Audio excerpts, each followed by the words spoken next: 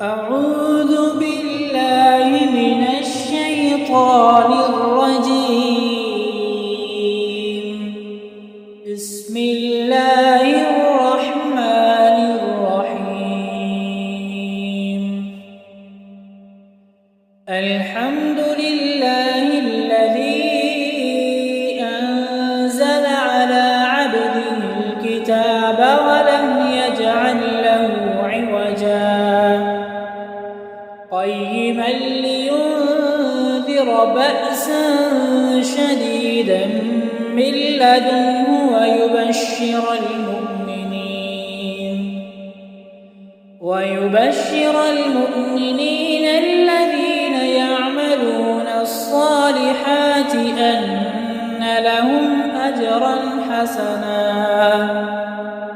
ماكثين فيه أبدا وينذر الذين قالوا اتخذ الله ولدا ما لهم به من علم ولا لآبائهم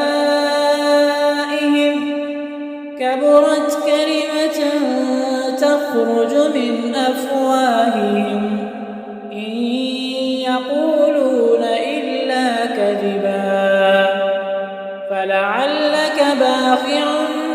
نفسك على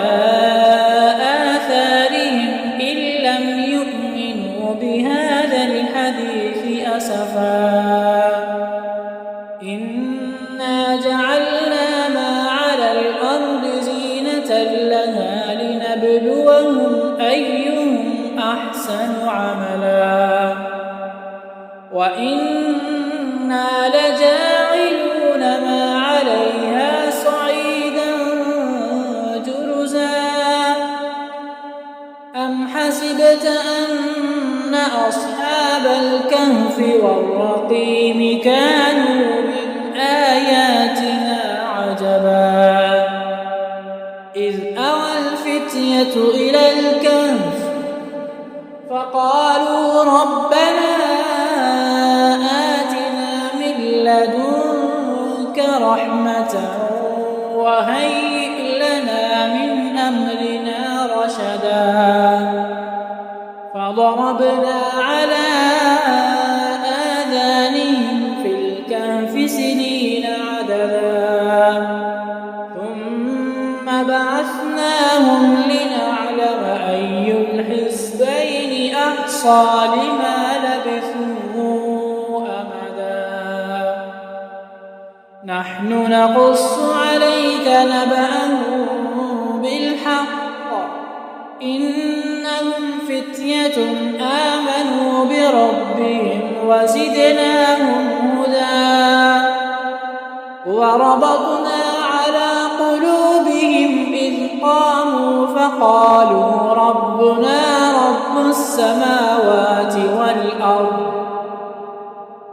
فقالوا ربنا رب السماوات والأرض لن ندعو من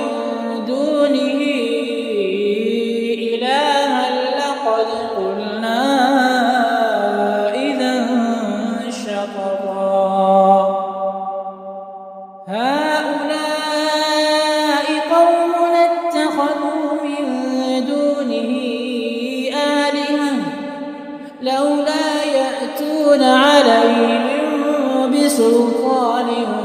بين فمن أظلم ممن افترى على الله كذبا وإذ اعتزلتموهم وما يعبدون إلا الله فأووا إلى الكهف ينشر لكم ربكم من رحمته ويهيئ لكم من أمركم مرفقا وترى الشمس إذا طلعت تزاور عن كهفهم ذات اليمين وإذا غربت تقرضهم ذات الشمال وهم في فجوة منه ذلك من آيات الله من يهد الله فهو المهتد ومن يضلل فلن تجد له وليا مرشدا وتحسبهم أيقاظا وهم رقود ونقلبهم ذات اليمين وذات الشمال وكلبهم باسط ذراعيه بالوصيد لو اطلعت عليهم لوليت منهم فرارا ولملئت منهم رعبا وكذلك بعثناهم ليتساءلوا بينهم قال قائل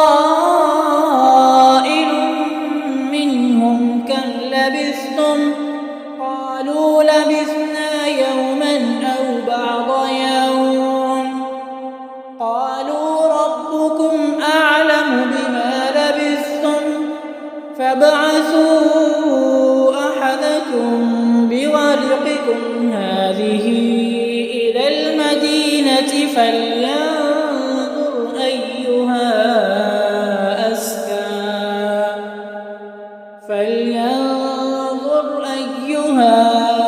أزكى طعاما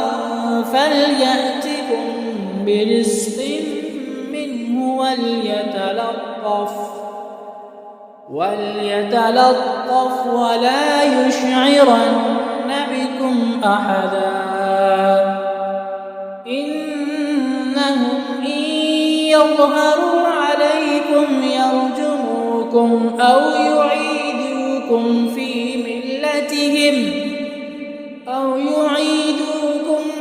ملتهم ولن تفلحوا إذا أبدا وكذلك أعثرنا عليهم ليعلموا أن وعد الله حق وأن الساعة لا ريب فيها إذ يتنازعون بينهم أمرهم فقالوا ابنوا عليهم بنيانا ربهم أعلم بهم قال الذين غلبوا على أمرهم لنتخذن عليهم مسجدا سيقولون ثلاثة رابعهم كلبهم ويقولون خمسة سادسهم كلبهم رجما بالغيب ويقولون سبعة وثامنهم كلبهم قل ربي أعلم بعدتهم ما يعلمهم إلا قليل فلا تمار فيهم إلا مراء ظاهرا ولا تستفت فيهم منهم أحدا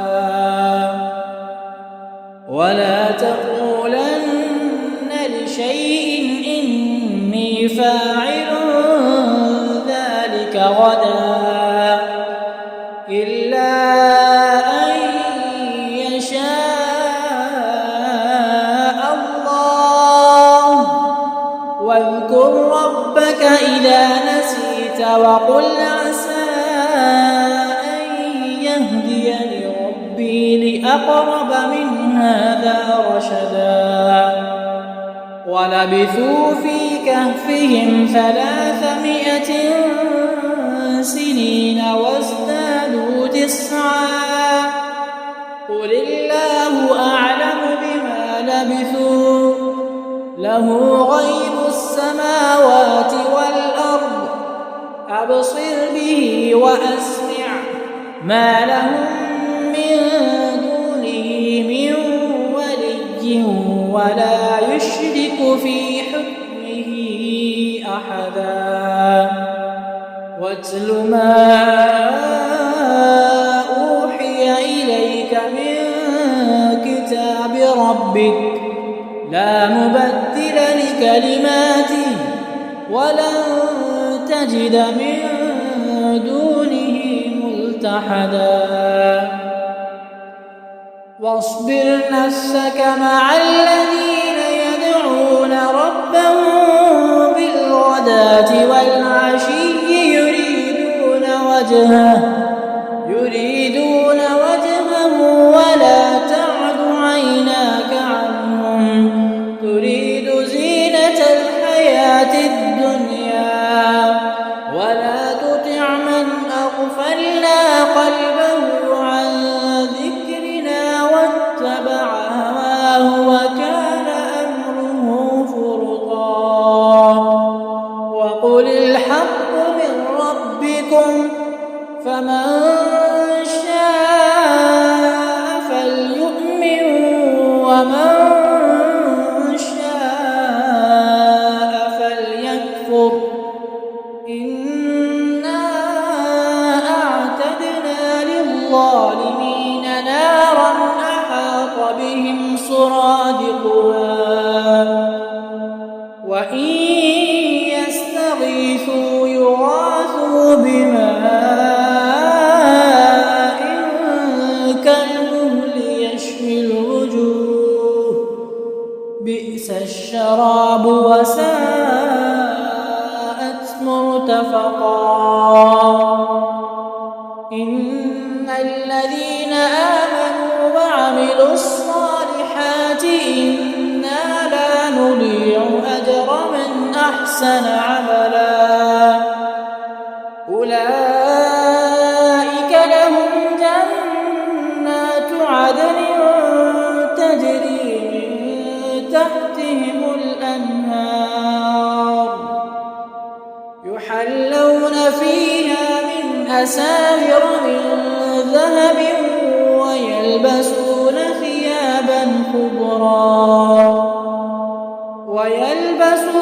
ثيابا خضرا من سندس واستبرق متكئين فيها على الأرائك نعم الثواب وحسنت مرتفقا. واضرب لهم مثلا الرجلين جعلنا لأحدهما جنتين من أعناب وحففناهما بنخل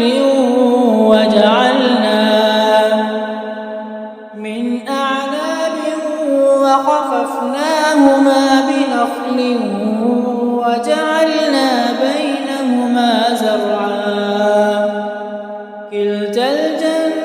الجنتين آتت أكلها ولم تظلم منه شيئا وفجرنا خلالهما نهرا وكان له ثمر فقال لصاحبه وهو يحاوره أنا أكثر منك مالا وأعز نفرا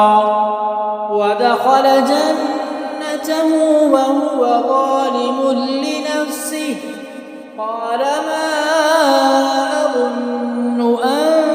تبيد هذه أبدا وما أظن الساعة قائمة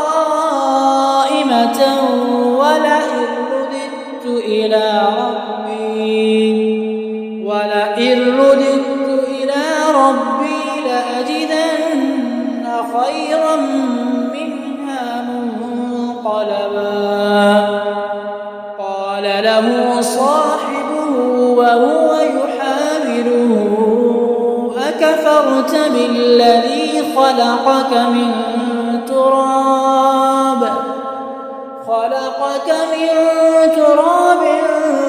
ثم من نطفة ثم ثم سواك رجلا لكن هو الله ربي ولا أشرك بربي أحدا ولولا إذ دخلت جنتك قلت ما شاء الله لا قوة إلا بالله إن ترني أنا أقل منك مالا وولدا فعسى ربي أن يؤتيني خيرا من جنتك ويرسل عليها حسبانا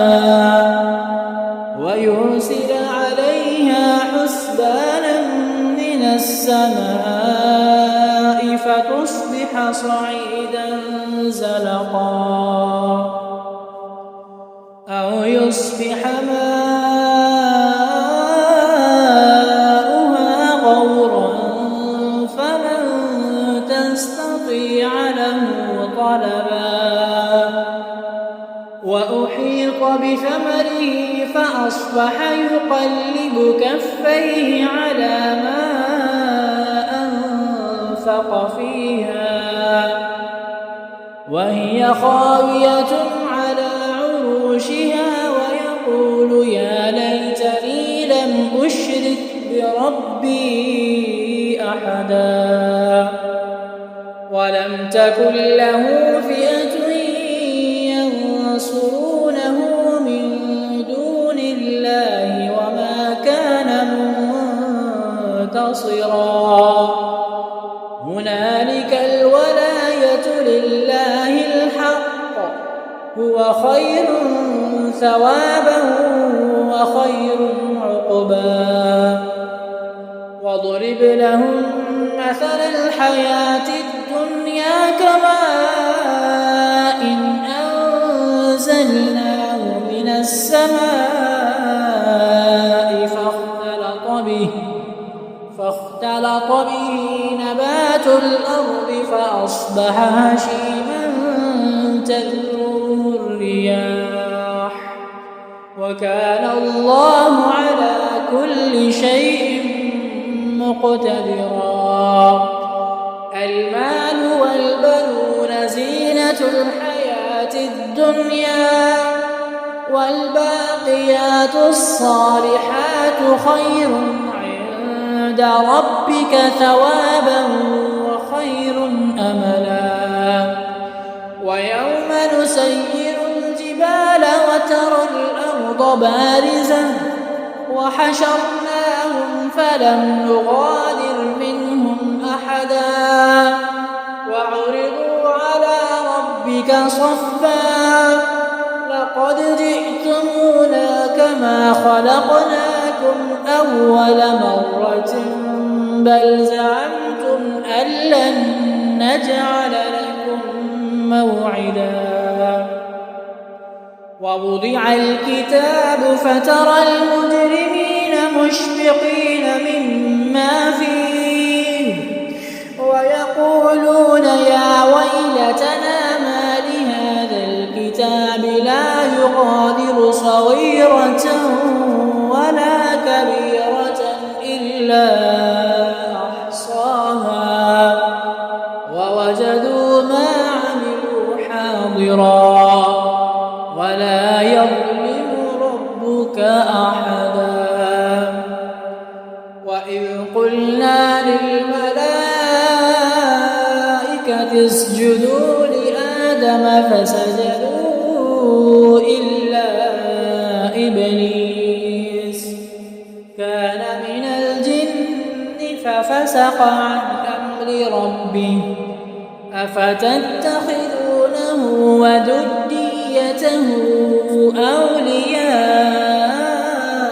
من دوني وهم لكم عدو بئس للظالمين بدلا ما أشهدتهم خلق السماوات والأرض ولا خلق أنفسهم وما كنت متخذ المضلين عضدا ويوم يقول نادوا شركائي الذين زعمتم فدعوهم فلم يستجيبوا لهم وجعلنا بينهم موبقا ورأى المجرمون النار فظنوا أنهم مواقعوها ولم يجدوا عنها مصرفا ولقد صرفنا في هذا القرآن للناس من كل مثل وكان الإنسان أكثر شيء جدلا وما منع الناس أن يؤمنوا إذ جاءهم الهدى ويستغفروا ربهم إلا أن تأتيهم سنة الأولين أو يأتيهم العذاب قبلا وما نرسل المرسلين إلا مبشرين ومنذرين ويجادل الذين كفروا بالباطل ليدحضوا به الحق واتخذوا آياتي وما أنذروا هزوا ومن أظلم ممن ذكر بآيات ربه فأعرض عنها ونسي ما قدمت يداه إنا جعلنا على قلوبهم أكنة أن يفقهوه وفي آذانهم وقرا وإن تدعوهم إلى الهدى فلن يهتدوا إذا أبدا وربك الغفور ذو الرحمة لو يؤاخذهم بما كسبوا لعجل لهم العذاب بل لهم موعد لن يجدوا من دونه موئلا وتلك القرى أهلكناهم لما ظلموا وجعلنا لمهلكهم موعدا وإذ قال موسى لفتاه لا أبرح حتى أبلغ مجمع البحرين أو أمضي حقبا فلما بلغا مجمع بينهما نسيا حوتهما فاتخذ سبيله في البحر سربا فلما جاوزا قال لفتاه آتنا غداءنا لقد لقينا من سفرنا هذا نصبا قال أرأيت إذ أوينا إلى الصخرة فإني نسيت الحوت وما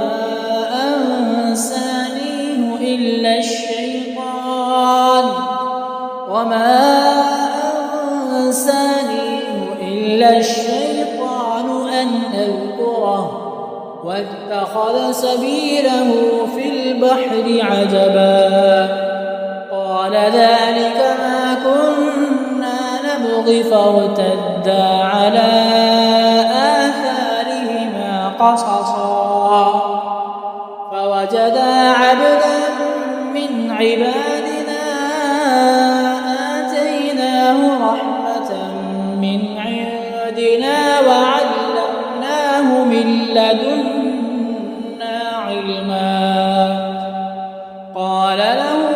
موسى هل أتبعك على أن تعلمني مما علمت رشدا إنك لن تستطيع معي صبرا وكيف تصبر على ما لم تحط به خبرا قال ستجدني إن شاء الله صابرا ولا أعصي لك أمرا قال فإن اتبعتني فلا تسألني عن شيء حتى أحدث لك منه ذكرا فانطلقا حتى إذا ركبا في السفينة خرقها قال أخرقتها لتغرق أهلها لقد جئت شيئا إمرا قال ألم أقل إنك لن تستطيع معي صبرا قال لا تؤاخذني بما نسيت ولا ترهقني من أمري عسرا فانطلقا حتى إذا لقيا غلاما فقتله قال أقتلت نفسا زكية بغير نفس لقد جئت شيئا نكرا قال ألم أقل لك إنك لن تستطيع معي صبرا قال إن سألتك عن شيء بعدها فلا تصاحبني قد بلغت من لدني عذرا فانطلقا حتى إذا أتيا أهل قرية استطعما أهلها فأبوا أن يضيفوهما فوجدا فيها جدارا يريد أن ينقض فأقامه قال لو شئت لاتخذت عليه أجرا قال هذا فراق بيني وبينك سأنبئك بتأويل ما لم تستطع عليه صبرا سأنبئك بتأويل ما لم تستطع عليه صبرا أما السفينة فكانت لمساكين يعملون في البحر فأردت أن أعيبها وكان وراءهم ملك يأخذ كل سفينة غصبا وأما الغلام فكان أبواه مؤمنين فخشينا أن يرهقهما طغيانا وكفرا فأردنا أن يبدلهما ربهما خيرا منه زكاة وأقرب رحما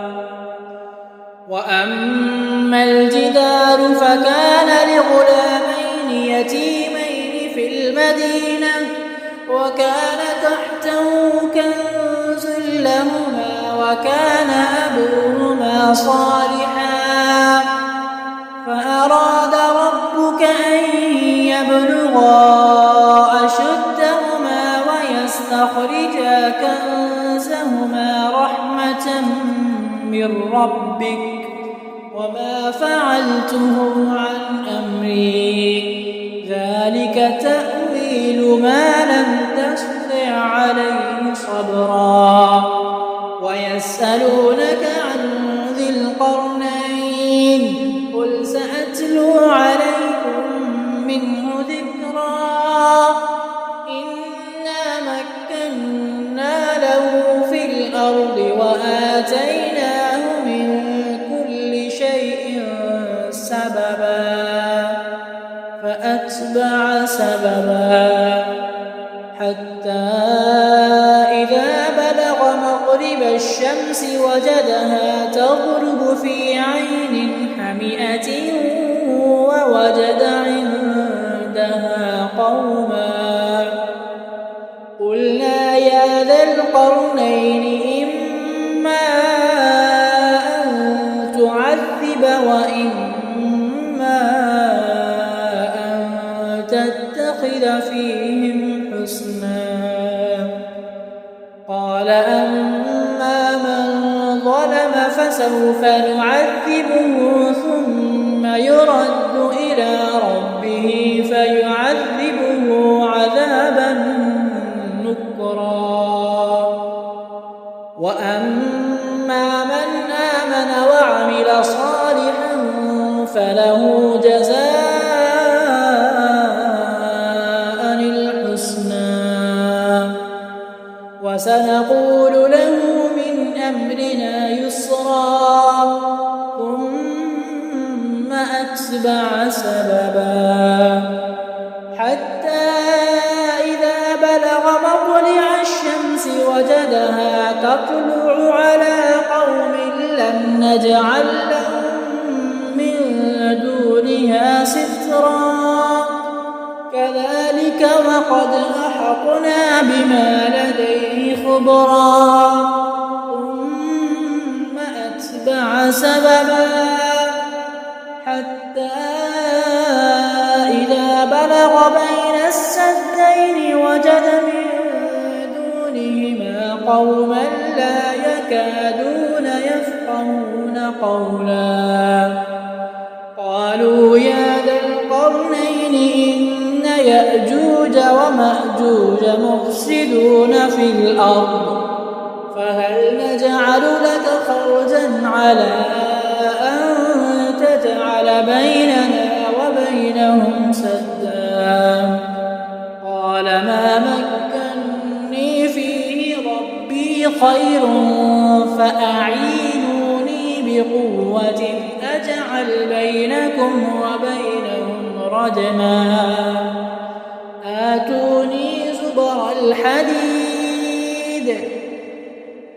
آتوني زبر الحديد حتى إذا ساوى بين الصدفين قال انفخوا حتى إذا جعله نارا قال آتوني أفرغ عليه قطرا فما استطاعوا أن يظهروه وما استطاعوا له نقبا قال هذا رحمة من ربي فإذا جاء وعد ربي جعله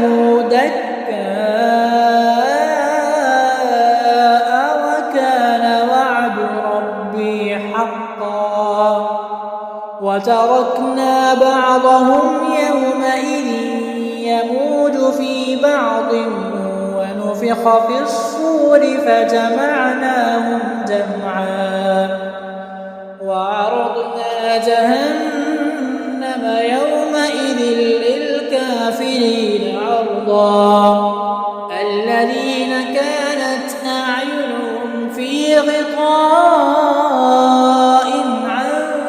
ذكري وكانوا لا يستطيعون سمعا أفحسب الذين كفروا أن يتخذوا عبادي من دوني أولياء إنا أعتدنا جهنم للكافرين نزلا قل هل ننبئكم بالأخسرين أعمالا الذين ضل سعيهم في الحياة الدنيا وهم يحسبون أنهم يحسنون صنعا أولئك الذين كفروا بآيات ربهم ولقائه فحبطت أعمالهم لقائه فحبطت أعمالهم فلا نقيم لهم يوم القيامة وزنا ذلك جزاؤهم جهنم بما كفروا واتخذوا آياتي ورسلي هزوا إن الذين آمنوا وعملوا الصالحات كانت لهم جنات الفردوس نزلا خالدين فيها لا يبغون عنها حولا قل لو كان البحر مدادا لكلمات ربي لنفد البحر قبل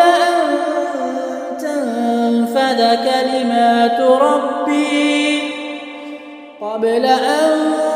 تنفد كلمات ربي ولو جئنا بمثله مددا قل إنما أنا بشر مثلكم يوحى إلي أنما إلهكم إله واحد فمن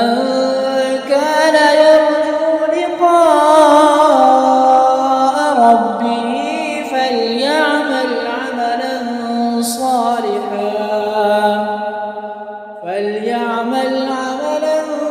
صالحا